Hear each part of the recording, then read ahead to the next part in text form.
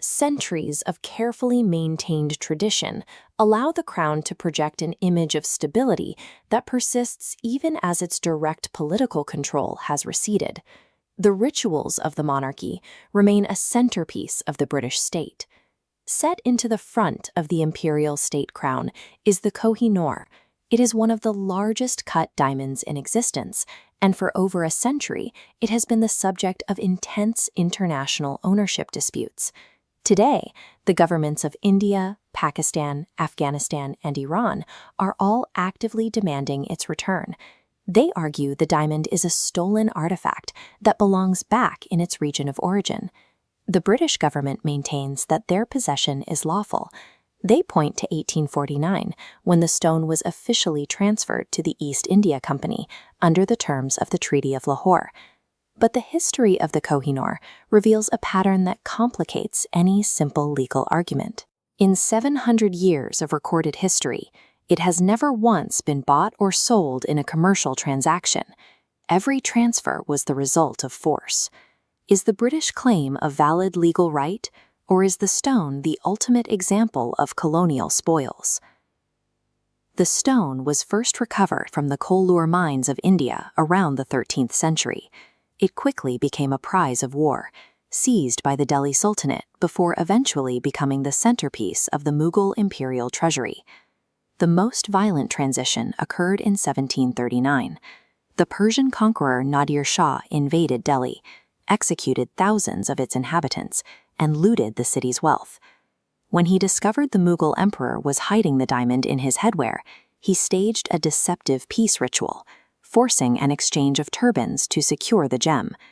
Nadir Shah gave the stone its modern name, Kohinoor, or Mountain of Light, but the acquisition was followed by chaos.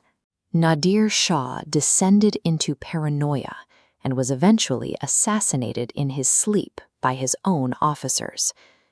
This death helped establish a persistent belief in a curse attached to the stone. Observers noted that any male ruler who claimed the diamond's wealth soon faced a violent or tragic end. The Kohinoor functioned as a visible marker of dominance. For a ruler in South Asia, possessing the stone was the final proof that they had successfully eclipsed every regional rival. But that status also made the owner the primary target for the next conqueror. The diamond eventually reached Afghanistan, where it was used as a bargaining chip for survival. To secure protection for her family, a fleeing queen surrendered the stone to the Sikh Maharaja, Ranjit Singh.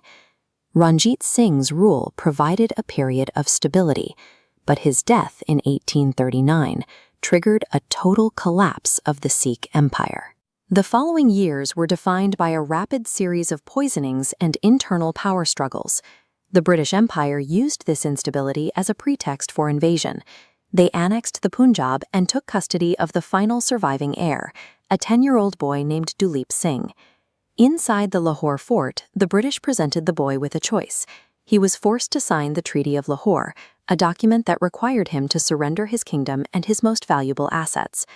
Governor-General Lord Dalhousie was the architect of the agreement. He included a clause that mandated the Kohinoor be presented to Queen Victoria as a gift. This document is the foundation of the British legal claim. However, because it was signed by a 10-year-old child under military occupation, it complicates the distinction between a voluntary diplomatic gift and a seizure of war prizes. The diamond reached London in 1850. When it was finally revealed to the public at the Great Exhibition, the reaction was muted. To the British public, the legendary stone appeared dull and lacked the brilliance of contemporary European gems. Queen Victoria ordered a transformation. She decided to have the ancient, irregularly shaped stone completely recut to align with 19th century European tastes. The physical result of this process was a permanent reduction in size. The recutting reduced the diamond's mass from 186 carats down to just 105.6 carats. The British court remained mindful of the diamond's history of misfortune. Respecting the tradition that the stone brought ruin to men, they established a new rule: only female members of the royal family would ever wear it. Framing this recutting as a metaphor for the colonial project is straightforward. The British took an object of deep cultural history, sliced away its original form, and reshaped it into something that fit their own imperial aesthetic. In the modern era, the pressure to return the stone has not faded. High-profile figures like Shashi Tharoor continue to cite the Kohinoor as a primary example of wealth that was removed from India during British rule. But the legal path is blocked by a paradox. Because the transfer was formalized in a signed treaty, the Indian Supreme Court has noted that legally categorizing the diamond as stolen is extremely difficult. Furthermore, the stone's journey through multiple empires creates a conflict of interest. Because it was held by Iranian and Afghan rulers before the British took it, there is no international consensus on which modern nation holds the rightful claim. Today, the Kohinoor remains behind the fortified walls of the Tower of London. It is no longer a symbol of active power, but a museum piece and a major attraction for global tourists. The Kohinoor is a paradox. It is priceless because it lacks a legitimate market value.